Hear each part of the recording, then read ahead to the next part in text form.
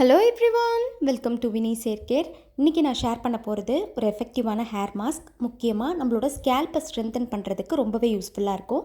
Next ரொம்ப try hair இருக்கிறவங்க, முடி ரொம்ப வறண்டு போயிருக்க மாதிரி இருக்குது, ஸ்ப்ளிட்டன்ஸ் இருக்குது, ஹேர் பிரேக்கேஜ் இருக்குது அப்படின்னா அந்த ப்ராப்ளம் எல்லாத்தையுமே சரி பண்ணி சாஃப்டாகவும் சில்கியாகவும் நம்ம முடியை மெயின்டைன் பண்ணுறதுக்கு ரொம்ப யூஸ்ஃபுல்லாக இருக்கும் இந்த ஹேர் மாஸ்க். இப்போ இந்த ஹேர் மாஸ்க் பண்ணுறதுக்கு தேவையான பொருள் என்னென்ன அப்படின்றத சொல்கிறேன். ஃபஸ்ட்டு நமக்கு தேவையானது பார்த்திங்கன்னா தேங்காய் பால் எடுக்கிறதுக்கு நான் ஒரு அரை மூடி தேங்காவை உடச்சி இந்த மாதிரி சின்ன சின்ன பீஸாக கட் பண்ணி எடுத்து வச்சுருக்கேன். இந்த தேங்காய் பால் எடுக்கிறதுக்கு தேங்காய் தண்ணி யூஸ் பண்ணி தான் நான் அரைச்சி எடுக்க போகிறேன். இந்த மாதிரி எடுக்கிறப்ப இன்னுமே சத்து நம்மளுக்கு அதிக அளவில் கிடைக்கும். அடுத்து 4 ஸ்பூன் அளவுக்கு வெந்தயம் எடுத்து வச்சுருக்கேன். என்னோடய ஹேர் லென்த்துக்கு 4 ஸ்பூன் எடுத்துருக்கேன். உங்களுக்கு ஷார்ட் ஹேராக இருந்தால் ஒரு 1.5லேருந்து 2 ஸ்பூன் யூஸ் பண்ணிக்கோங்க. ரொம்ப லாங் ஹேராக இருந்துச்சுன்னா எக்ஸ்ட்ராவாக கூட நீங்கள் ஆட் பண்ணிக்கலாம். ஃபெனுக்ரீக்கில் பார்த்தீங்கன்னா ஆன்டி ஆக்சிடென்ட் ப்ராப்பர்ட்டிஸும் ஆன்டி இன்ஃப்ளமேட்டரி ப்ராப்பர்ட்டிஸும் அதிக அளவில் இருக்குது. நெக்ஸ்ட்டு நிக்கோட்டேனிக் ஆசிட் அப்படின்ற ஒரு கண்டென்ட்டும் இதில் இருக்குது. இது நம்மளோட முடிக்கு நல்ல சத்து கொடுக்கும். அதாவது ஸ்கேல்ப்பையும் ஹேரையும் ஹெல்த்தியாக வளர்கிறதுக்கான தன்மை இந்த ஃபெனுக்ரீக்கில் இருக்குது. ஹேர் ஃபாலை கண்ட்ரோல் பண்ணி முடிக்கு நேச்சுரலாக ஒரு அடர்த்தியை கொடுக்கறதுக்கான தன்மை இதில் இருக்குது. நெக்ஸ்ட்டு டேண்ட்ரஃப் ப்ராப்ளம், ஸ்கேல்ப்பில் ஏதாவது இன்ஃபெக்ஷன் இருக்குதுன்னா அதெல்லாம் சரி பண்ணி முடியை நல்லா ஹெல்த்தியாக வளர்கிறதுக்கு ரொம்பவே யூஸ்ஃபுல்லாக இருக்கும். அடுத்து நமக்கு தேவையானது ஃப்ளாக்ஸ் சீட், அதாவது ஆளி விதை. இது ஒரு 2 ஸ்பூன் அளவுக்கு எடுத்துக்கிட்டிங்கன்னா போதும். ஃப்ளாக்ஸ் சீட் மெயினாக பார்த்தீங்கன்னா நம்மளோட ஸ்கேல்ப்புக்கு நல்ல ஸ்ட்ரென்த் கொடுத்து ஹேர் ஃபாலை நல்லா கம்ப்ளீட்டாக கண்ட்ரோல் பண்ணுறதுக்கு ஹெல்ப் பண்ணும். ஹேர் ஃபாலிகல்ஸ் எல்லாம் நல்லா ஸ்ட்ராங்காக வளர்கிறதுக்கு ரொம்ப யூஸ்ஃபுல்லாக இருக்கும்.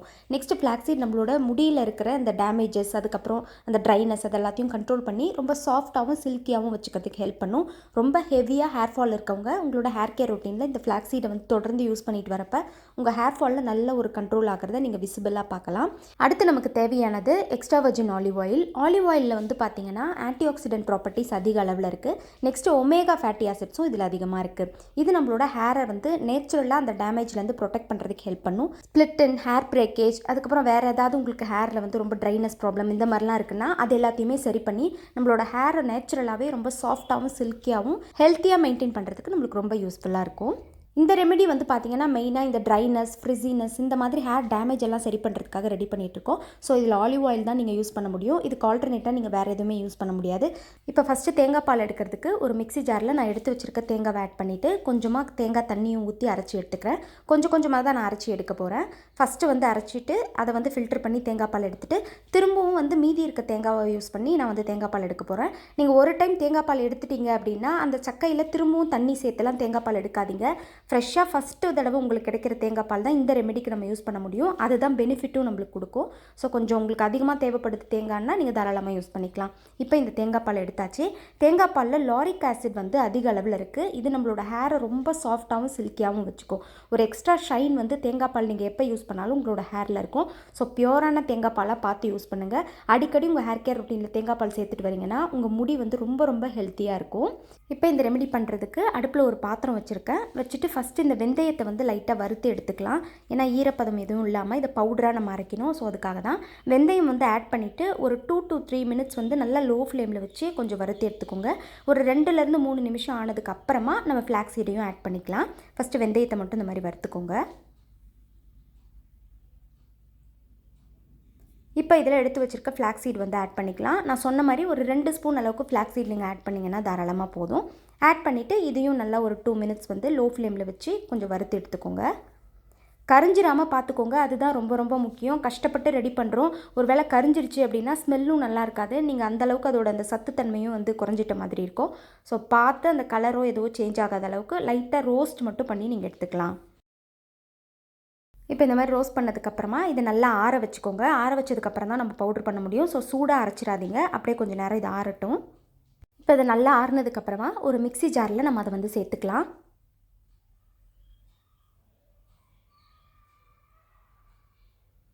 இப்போ இதை நல்லா ஃபைன் பவுடராக அரைச்சி எடுத்துக்கோங்க. தண்ணி எதுவும் சேர்த்துறாதீங்க. இப்போ இதை நான் நல்லா அரைச்சி எடுத்துக்கிட்டேன். இந்த அளவுக்கு நல்லா ஃபைன் பவுடராக அரைச்சிக்கோங்க. அப்போ தான் நம்ம இந்த க்ரீமி கன்சிஸ்டன்சியில் வரும். நெக்ஸ்ட்டு அப்ளை பண்ணுறதுக்கு நம்மளுக்கு ஈஸியாக இருக்கும். இப்போ இந்த அரைச்சி வச்ச அந்த பொடியை அப்படியே வச்சுக்கோங்க. அதே பாத்திரத்தில் இப்போ நான் தேங்காய் பாலை ஆட் பண்ணிக்கிறேன். ஆட் பண்ணிவிட்டு இது கொஞ்சம் ஹீட் ஆனதுக்கப்புறம் ஒரு இன்க்ரீடியண்ட்டாக நம்ம ஆட் பண்ணிக்கலாம்.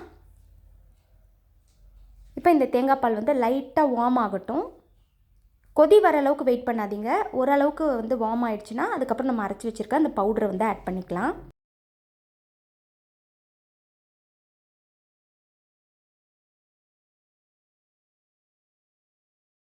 பவுடர் ஆட் பண்ணுறப்ப கொஞ்சம் கவனமாக ஆட் பண்ணுங்கள். ஏன்னா நம்ம ஆட் பண்ண உடனேவே அது கெட்டியாக ஆரம்பிச்சிடும். ஸோ அந்த கெட்டியாக இல்லாத அளவுக்கு நல்லா அதை வந்து நம்ம கரைச்சி விடணும். அப்போ தான் நம்மளுக்கு க்ரீமி கன்சிஸ்டன்சியில் வரும்.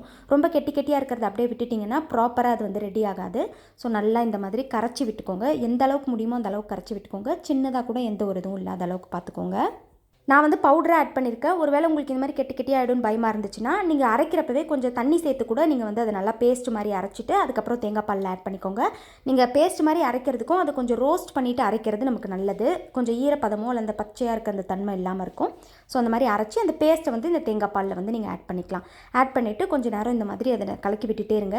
அடுத்து முக்கியமான விஷயம் வந்து கரண்டி வந்து நீங்கள் யூஸ் பண்ணுறப்ப இந்த பேஸ்ட்டாக யூஸ் பண்ணாலும் சரி, பவுடராக யூஸ் பண்ணாலும் சரி, தொடர்ந்து இந்த மாதிரி கலக்கி விட்டுட்டே இருங்க. கை எடுக்காமல் நீங்கள் வந்து கலந்து விட்டுட்டே இருந்தால் தான் நல்லா அது வந்து ப்ரிப்பேர் ஆகும். இல்லைன்னா அடி பிடிக்கிறதுக்கோ இல்லை கொஞ்சம் ஒரு மாதிரி ஆகிறதுக்கோ சான்ஸ் இருக்குது. இப்போ இது வந்து நல்லா திக்காக ஆரம்பிக்குது. நமக்கு தேவையான கன்சிஸ்டன்சி வர்றதுக்கு இப்போ தான் ஸ்டார்ட் ஆகிருக்கு. திரும்பவும் இதே மாதிரி கரண்டி வச்சு நல்லா கலந்து விட்டுக்கோங்க. இதுக்கப்புறம் தான் நீங்கள் முக்கியமாக கையெடுக்காமல் கலந்து விடணும்.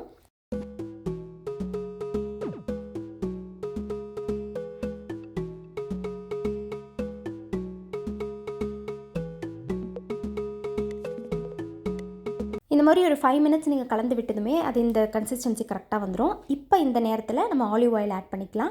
நான் 2 டேபிள் ஸ்பூன் அளவுக்கு ஆலிவ் ஆயில் ஆட் பண்ணிக்கிறேன். உங்களுக்கு ரொம்ப ட்ரை ஃப்ரிஸி ஹேராக இருந்துச்சு அப்படின்னா இன்னொரு ஸ்பூன் கூட நீங்கள் எக்ஸ்ட்ரா ஆட் பண்ணிக்கலாம். இப்போ ஆயில் ஆட் பண்ணதுக்கப்புறம் திரும்பவும் அதை நல்லா கலந்து விட்டுக்கோங்க. அந்த பேஸ்ட்டும் இந்த ஆயிலும் நல்லா மிக்ஸ் ஆகணும். இப்போ இது நல்லா திக்காக ஆரம்பிச்சிருச்சு. முக்கியமான விஷயம் இதில் நம்ம ஃப்ளாக்ஸீட் ஆட் பண்ணியிருக்கோம். ஸோ ஓரளவுக்கு அது லிக்விடாக இருக்கும் பொழுதே நீங்கள் வந்து ஆஃப் பண்ணிக்கிறது நல்லது. ஏன்னா ஆறுனதுக்கப்புறம் அது ஆட்டோமேட்டிக்காக கொஞ்சம் திக்னஸ் வந்து அதிகமாகிடும். நீங்கள் ரொம்ப திக்காகிற அளவுக்கு அடுப்பிலே விட்டுட்டு அதுக்கப்புறம் ஆற வச்சிங்க அப்படின்னா ஃப்ளாக்ஸீட் யூஸ் பண்ணியிருக்கிறதால ரொம்ப ஒரு மாதிரி கெட்டியான பேஸ்ட் மாதிரி ஆகிடும். நீங்கள் அப்ளை பண்ணுறதுக்கே கஷ்டமாக இருக்கும், எடுக்கவும் முடியாது. ஸோ அந்த கன்சிஸ்டன்சி மட்டும் கொஞ்சம் பார்த்து இது பண்ணிக்கோங்க. இப்போ இதை நான் வந்து அடுப்பை ஆஃப் பண்ணிவிட்டேன். நல்லா ஆற வச்சிடலாம். இப்போ இந்த ஹேர் மாஸ்க் ரெடி ஆகிடுச்சு. ரொம்ப எஃபெக்டிவான ஒரு மாஸ்க் இது. ஃபஸ்ட் டைம் நீங்கள் யூஸ் பண்ணுறப்பவே கண்டிப்பாக யாருக்காக இருந்தாலும் நல்ல டிஃப்ரென்ஸ் தெரியும் உங்களோட ஹேரோட அந்த சாஃப்ட்னஸில். இப்போ இதை எப்படி யூஸ் பண்ணணும் அப்படின்றத நான் உங்களுக்கு சொல்கிறேன். இந்த மாஸ்க் நீங்கள் யூஸ் பண்ண போகிற முந்தின நாள் நைட்டு தலையில் வந்து ஆயில் அப்ளை பண்ணிக்கோங்க. அப்ளை பண்ணிவிட்டு ஓவர் நைட் அப்படியே நீங்கள் விட்டுடலாம். அப்படி இல்லை நைட்டு ஆயில் வைக்க எனக்கு பிடிக்காதுன்னா நீங்கள் இந்த ஹேர் மாஸ்க் அப்ளை பண்ணுறதுக்கு ஒரு 2 மணி நேரத்துக்கு முன்னாடி மார்னிங் எழுந்து ஆயில் வச்சுக்கோங்க.